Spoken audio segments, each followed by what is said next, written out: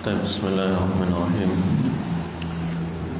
إن الحمد لله نحمده ونستعينه ونستغفره ونتوب إليه ونعوذ بالله من شرور أنفسنا وسيئات أعمالنا من يهده الله فلا مضل له ومن يضلل فلا هادي له وأشهد أن لا إله إلا الله وحده لا شريك له وأشهد أن محمدا عبده ورسوله اللهم صل وسلم وبارك على نبينا محمد وعلى آله وأصحابه والتابعين وتابع التابعين ومن تبعهم بإحسان إلى يوم الدين. أما بعد أيها المسلمون جماعة salat subuh rahimani wa rahimakumullah. Insyaallah kita akan meneruskan pembacaan kitab Syarah Salasatul Usul yang disyarah oleh beliau Syekh Shalih Ibn Abdullah Ibn Fauzan Al-Fauzan hafizahullahu ta'ala wara'ah. Sampai kita pada pembahasan tentang tafsir dari surah Al-Asr, tafsir dari surah Al-Asr. Setelah Allah Subhanahu wa taala menjelaskan tentang kesabaran, kesabaran, sifat dari sifatnya orang-orang yang tidak akan merugi, yaitu mereka orang yang bersabar,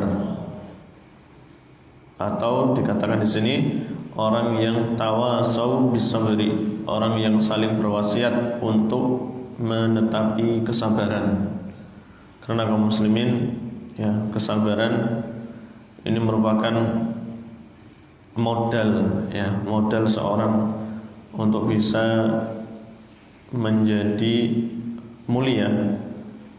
Tidak ada di antara kekasih-kekasih Allah Subhanahu wa taala, wali-wali Allah Subhanahu wa taala, entah itu para nabi, para syuhada, para siddiqin dulu siddiqin, syuhada dan sholihin, serta wali-wali Allah Subhanahu wa taala yang lainnya. Pasti mereka akan diuji di sini kesabarannya. Diuji kesabarannya. Karena pula kesabaran itu setengah dari keimanan seseorang.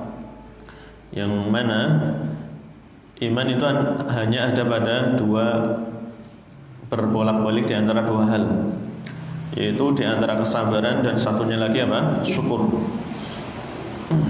Kaum muslimin, kesabaran sendiri ada tiga. Sudah kita jelaskan, sabar di atas ketaatan kepada Allah, sabar yang menahan diri dari keharaman Allah, kemudian yang ketiga sabar dari takdir-takdir Allah yang menimpa kepada kita. Dan ini takdir yang dimaksud adalah takdir yang buruk menurut kita, takdir yang jelek menurut sisi pandang manusia. Adapun kalau dari sisi Allah, seluruh takdir-takdir adalah baik.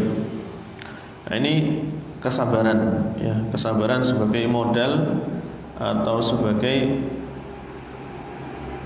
tolak ukur keimanan seseorang, sekuat tidaknya orang itu dari kesabaran ini. Atau orang bisa sukses atau tidaknya itu dari apa? Kesabarannya di dunia ataupun di akhirat.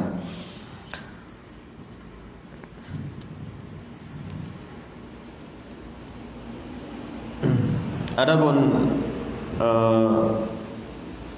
ini kesabaran Adapun yang nanti hal yang berkaitan dengannya, misal di sini disebutkan ma'ib. Ma'ib itu kejelekan, aib-aib, kemaksiatan mungkin. Yang namanya kemaksiatan itu tidak disabari, beda. Yang disabari di sini adalah takdir-takdir yang jelek menurut kita, tapi sifatnya apa? Musibah. Adapun kalau kemaksiatan, jangan disabari. Karena di situ ada ikhtiar memang. Ikhtiar itu apa? Kebebasan memilih dari Allah Subhanahu wa taala. Justru kita harusnya tidak ridho, ya, tidak ridho dengan kemaksiatan tersebut. Berbeda kalau takdir Allah yang sifatnya musibah gitu ya. Kita nggak ada pilihan di situ, mau tidak mau harus menjalani. Kalau ini kemaksiatan, ya, memang kalau dilihat dari sisi takdir ini takdir dari Allah. Tapi kita nggak boleh bersandar pada takdir saat bermaksiat. Karena itu pilihan kita sendiri, ya, pilihan kita sendiri. Seharusnya orang yang terjatuh ke dalam kemaksiatan, ya, harusnya bertaubat. Dia memilih taubat. Dan seharusnya dia menolak takdir Allah yang jelek, ya, yang itu adalah maksiat dan seterusnya, kekufuran, dengan takdir yang lain, karena kita tahu takdir itu pun memiliki sebab, ya, takdir itu memiliki sebab, dan sebab itu pun termasuk dari takdir. Maka takdirnya orang yang bermaksiat misalnya adalah masuk neraka. Takdirnya orang yang bermaksiat ya tercela. Takdirnya orang yang bermaksiat yang akan dimurkai oleh Allah Subhanahu wa taala. Kita enggak boleh ridho. Ya, kita enggak boleh ridho dengan takdir yang seperti ini. Maka kita tolak dengan takdir yang lain, dengan melakukan sebab yang lain, dengan bertaubat di antaranya. Ya, taubat ini termasuk, ya, sebab. Dan sebab itu adalah takdir pula. Kita menolak takdir dengan takdir yang lain. Maka kita cari, ya, jalan untuk menolak takdir ini dengan bertaubat, misal. Dengan bertaubat. Karena orang yang bertobat nanti berarti akan diampuni oleh Allah Subhanahu wa taala. Orang yang memperbaiki takdirnya nanti akan masuk surga. Demikian.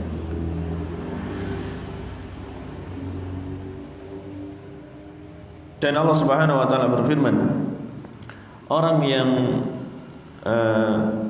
tertimpa musibah, yang tertimpa musibah jelek di muka bumi sebenarnya adalah karena yang ini, karena maksiat ini, ya, karena maksiat tersebut. Wa ma asabakum min musibatin fabima kasabat aydikum wa ya'fu an katsir. Apa yang Allah timpakan kepada kalian dari musibah, maka sesungguhnya karena sebab perbuatan kalian sendiri, dan Allah memaafkan, ya, perbuatan-perbuatan kalian yang lainnya yang banyak. Ya, ini takdirnya, ya, takdir orang yang bermaksiat nanti akan ditimpa musibah. Tentunya kita akan apa? Menjauhi hal tersebut. Ya, kita ganti dengan melakukan, ya, menolak takdir dengan takdir yang lain. Wallahu taala alam.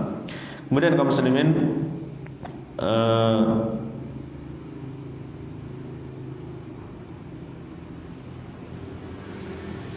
dalam berdakwah kepada Allah Subhanahu wa taala, ya, dalam berdakwah kepada Allah Subhanahu wa taala pun kita dianjurkan untuk apa? Bersabar, untuk menanggung ada gangguan, celaan dari manusia, ya, penolakan dari manusia, ya. Ini pun dianjurkan karena tawasau bis sabri di sini. Tawakan setelah wal 'asr innal insana lafi khusrin illa alladziina amanu wa 'amilus solihati wa tawasau bil haqq, gitu ya. Wa tawasau bil haqq, kemudian wa tawasau bis sabri. Berarti apa? Berarti ketika seorang menjalankan ini semua, terutama dakwah ilallah, ya, pasti akan menjalani atau menghadapi tantangan atau penolakan, ya, penolakan, ketidaksukaan dari manusia, ini jelas. Ya, maka kita pun harus bersabar. Ya, berarti selesai, ya, selesai dari pembahasan tentang tafsir surah Al-'Asr.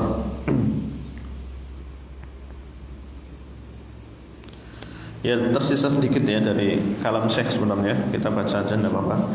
Wa in kunta mukhti'an, ya, di paragraf terakhir, ya. Wa in kunta mukhti'an, kalau engkau orang yang berdosa, tersalah, alika birruju' ilal haqqi was shawab, wajib bagimu untuk kembali kepada kebenaran dan shawab, ya, kepada al-haq dan kebenaran, kembali kepada al-haq dan kepada kebenaran.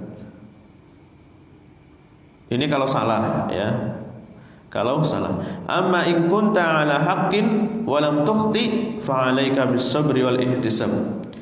Adapun kalau kalian di atas al-haq, tentunya al-haq itu ada dalilnya, ya, ada keterangannya, dan para salaf pun demikian. Walam tukhti, kalian enggak lagi salah, fa'alaika bis-sabri wal ihtisab, maka wajib atasmu untuk bersabar dan mengharapkan pahala. Wastash'ir anna hadza fi sabilillah azza wa jalla, dan sadarilah bahwasanya ini adalah di jalan Allah. Kalau di jalan Allah udah sabar aja. Wa annaka majurun alaihi, sadarilah bahwasanya engkau akan diberi pahala atas ini. Wa tadhkur ma hasala lil anbiya alaihi wassalatu wassalam, ingatlah apa yang menimpa para nabi alaihi wassalatu wassalam. Mereka berdakwah tidak selamat dari namanya ada gangguan. Wa kaifa sabaru wa jahadu fi sabilillah, ya. Ingat bagaimana mereka bisa bersabar dan berjihad fi sabilillah hatta nasarahumullahu azza wa jalla, sampai Allah menolong mereka. Pasti akan ditolong ya, Yang namanya al-haq kalau disebarkan memang awalnya terjadi penentangan, perlawanan, ya, celaan dan seterusnya dari orang-orang yang tidak menerima. Tapi yang namanya al-haq pasti akan tersebar. Ya, ciri dari al-haq itu sendiri akan tersebar. Semakin ditekan akan nanti akan semakin apa? Besar. Sebagaimana Nabi Muhammad SAW berdakwah sendirian, Khadijah, kemudian ada Abu Bakar As-Siddiq radhiyallahu taala anhu, kemudian Ali bin Abi Thalib dan seterusnya di Mekah, ya, di embargo. Pokoknya dimusuhi sangat tajam lah ya, sangat dahsyat. Yang mana para ulama sendiri ada yang mengatakan seandainya ada agama selain agama Islam dimusuhi sebagaimana Islam dimusuhi, ya, dimusuhi agama tersebut sebagaimana Islam dimusuhi, agama tersebut akan hilang, akan hancur, ya. Tapi Islam tidak, walaupun musuhnya banyak, ya, justru malah semakin berkembang. Karena kaum muslimin di antara ciri al-haq yaitu akan memaksa hati-hati manusia. Al-haq itu akan menyeret manusia, hatinya akan tunduk kan, otomatis manusia itu fitrahnya ya tunduk kepada kebenaran. Cuma ada penghalang-penghalang, ya, ada penghalang-penghalang kesombongan kah atau apa. Ini kan sedikit penghalangnya, gitu ya. Ini sedikit yang terhalangi untuk menerima al-haq, orang-orangnya sedikit, hanya beberapa lah paling. Terus dilancarkan saja, lama-kelamaan nanti manusia akan berkumpul mendatangi al-haq tersebut, menerima al-haq tersebut. Ya, nanti akan banyak. Cepat lah ya, cepat sekali. Sebagaimana Rasulullah SAW berdakwah, sebagaimana orang Arab dulunya nggak dianggap, tiba-tiba bisa mengalahkan Romawi dan Persia saat itu. Kita pun demikian, kaum muslimin, ya. Sebenarnya demikian cara merubah masyarakat yang benar, merubah suatu negara yang mungkin korup misalnya, merubah masyarakat yang tertinggal dan seterusnya, itu dari bawah, ya, dari bawah. Sebagaimana Rasulullah SAW dan para sahabatnya menempuh cara demikian, ya, tidak dirubah lewat atas, tidak dirubah lewat atas dengan menjabat dan seterusnya, ya, lama. Justru dengan dakwah ilallah nanti akan terbentuk masyarakat yang bertauhid, ya, berpegang di atas sunnah Nabi Sallallahu Alaihi Wasallam. Dengan sendirinya pemimpinnya nanti akan terpilih, ya. Dengan sendirinya nanti akan muncul orang-orang yang mau tidak mau pemimpinnya mesti dari orang-orang yang baik tersebut. Wallahu taala alam. Ini termasuk cara berdakwah, ya. Dan kita, ya, dakwah kita mengarahnya ke situ, ya, mengarahnya ke situ, perbaikan masyarakat. Baik, kita lanjutkan. Qalu rahimahullah. Kemudian ucapan Syekh Muhammad bin Abdul Wahhab rahimahullah. Qala Syafi'i rahimahullah taala, membawakan ucapan Imam Syafi'i. Berkata Imam Syafi'i rahimahullah, "Law ma anzalallahu hujjatan ala khalqihi illa hadhihi surah lakafathum." seandainya Allah tidak menurunkan hujjah, argumentasi hujjah, seandainya Allah tidak menurunkan hujjah atas makhluknya kecuali surat ini, lakafathum, niscaya sudah cukup. Ya, niscaya sudah cukup. Ini menunjukkan kaum muslimin kalau surat ini sangat mencakup, ya, sangat mencakup. Kalau tidak menurunkan hujjah, bisa dikatakan mungkin kalau tidak menurunkan ayat-ayatnya, Al-Quran misalnya, satu surat ini saja manusia disuruh beriman, beramal soleh, disuruh menetapi kesabaran, kemudian bersabar. Ini sudah cukup menjadi hujah bagi manusia. Seandainya ada orang yang berpaling dari Allah, kemudian Allah apa? Mengadabnya. Karena sudah dinasihati, sudah turun surat Al-Asr kok, gitu ya. Ada orang yang tidak mau beribadah kepada Allah, kan merugi ya. Berarti kamu merugi, kan sudah cukup. Ya, sudah cukup. Seandainya kamu merugi, ya salah kamu sendiri, gitu ya, bukan salah Allah. Salah kamu sendiri. Karena Allah sudah memperingatkan bahwa ini semua manusia dalam keadaan merugi kecuali ini yang bersifatkan 4. Ya, ternyata kamu melanggar, ya sudah apa? Salah kamu sendiri. Ini maksudnya hujah seperti itu. Ya. Agar nanti orang-orang itu enggak bertanya, kenapa enggak diingatkan wahai Allah? Kenapa enggak diturunkan para rasul? Kenapa enggak dinasihati dulu ya wahai Allah gitu. Ini namanya hujjah. Sekarang turun surat Al-Asr sudah menjadi hujjah bagi manusia. Dan itu cukup kata Imam Asy-Syafi'i.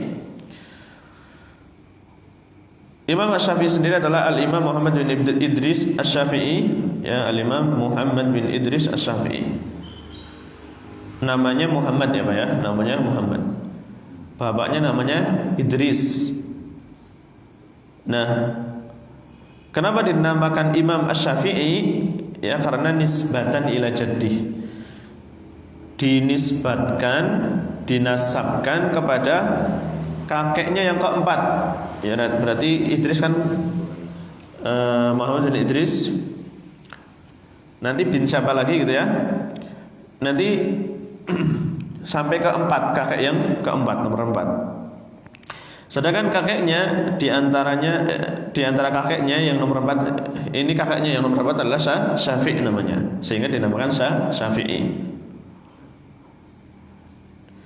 Tapi huwa min Quraisy, dan dia termasuk dari suku Quraisy. Ini termasuk keturunan Quraisy ya. Min Bani Al-Muttalib, dari Bani Al-Muttalib. Tufiya sanah 204, tufiya sanah mi'atain wa arba'ah minal hijrah.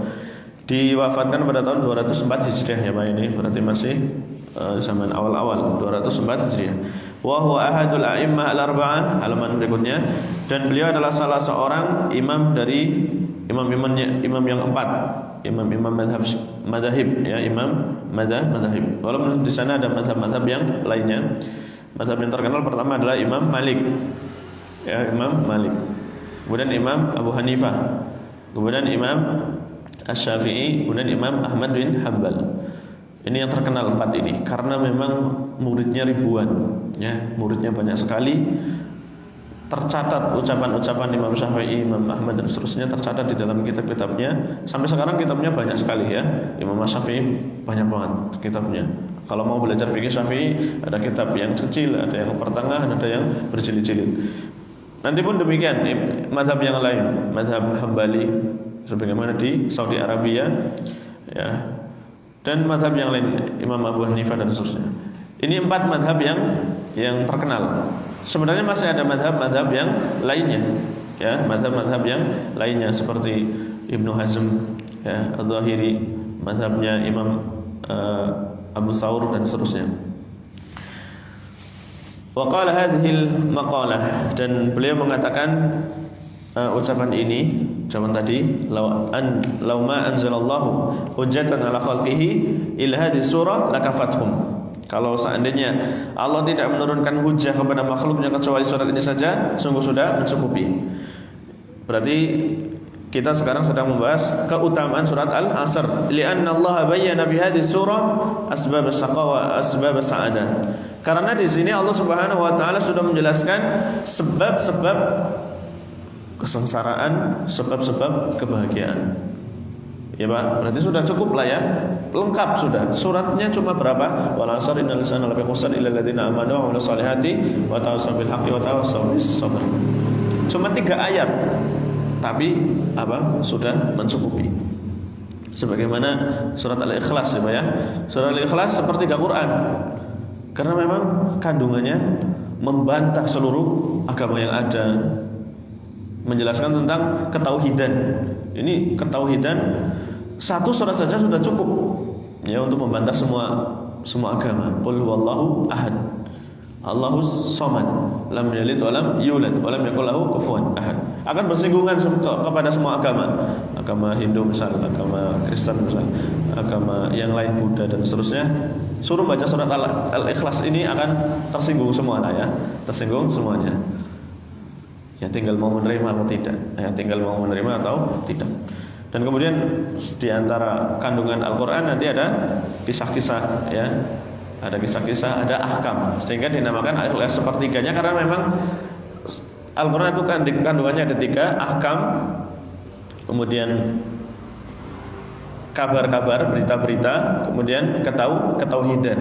Ya, ini ketauhidan kan salah satu dari 3 ini, sehingga dikatakan sepertiga dari Al-Qur'an. Fa asbab sa'adah, adapun sebab kebahagiaan sudah diterangkan.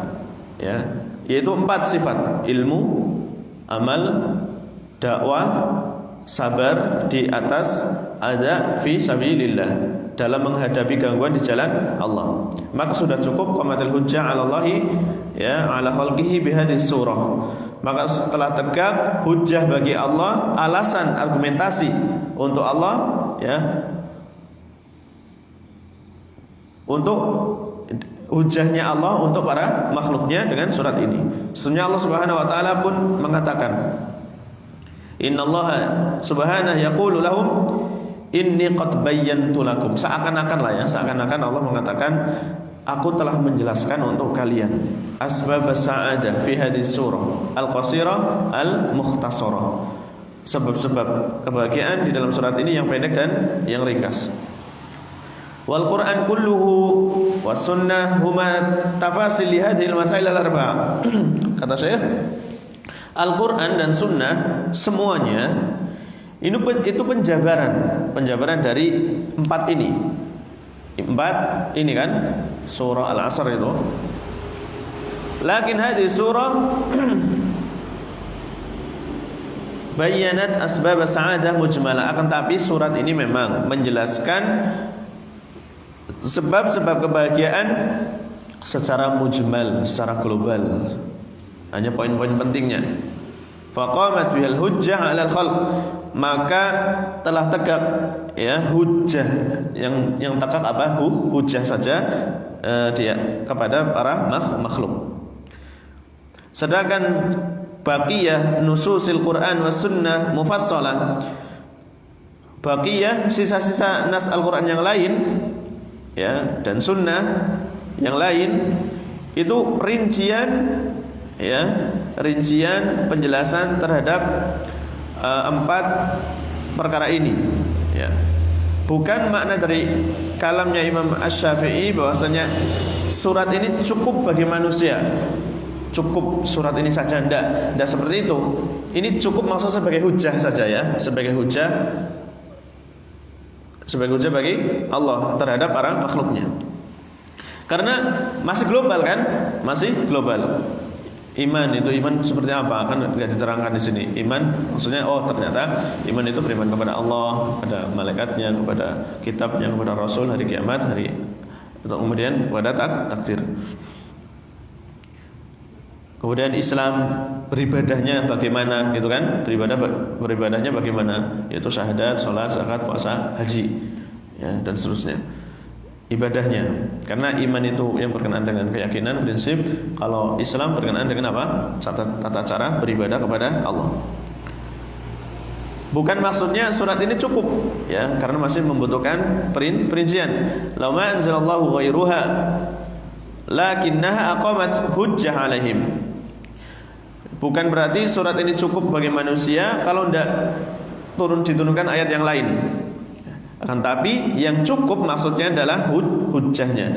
Karena sesungguhnya Allah Subhanahu wa taala telah menjelaskan sebab kebahagiaan, kesengsaraan, ya, maka nanti la ahada yaumal qiyamah yaqulu ana la a'rif asbab sa'adah. Nanti di hari kiamat enggak ada yang mengatakan ana la a'rif asbab sa'adah. Aku enggak tahu sebab kebahagiaan, aku enggak tahu sebab kesengsaraan. Kok tiba-tiba aku diazab gitu ya. Wa huwa yaqra hadhihi surah al-mukhtasarah al-wajizah, sedangkan dia sudah membaca surat yang pendek ini. Sehingga kalau seandainya ada orang kafir, orang yang bermaksiat kemudian diazab mendapatkan kerugian, ya memang sudah turun Al-Qur'annya, begitu ya. Maka sudah cukup menjadi hujjah bagi Allah Subhanahu wa ta'ala. Ini saja kayaknya ya, tidak ada tambahan. Kita cukupkan.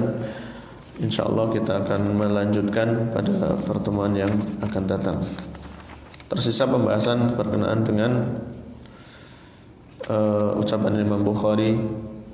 Tersisa pembahasan tentang yang lainnya, nanti ada tauhid dan yang lain. Baik, kita cukupkan. Subhanakallahumma bihamdik, asyhadu an la ilaha illa anta, astaghfiruka wa atubu ilaik. Assalamualaikum warahmatullahi wabarakatuh.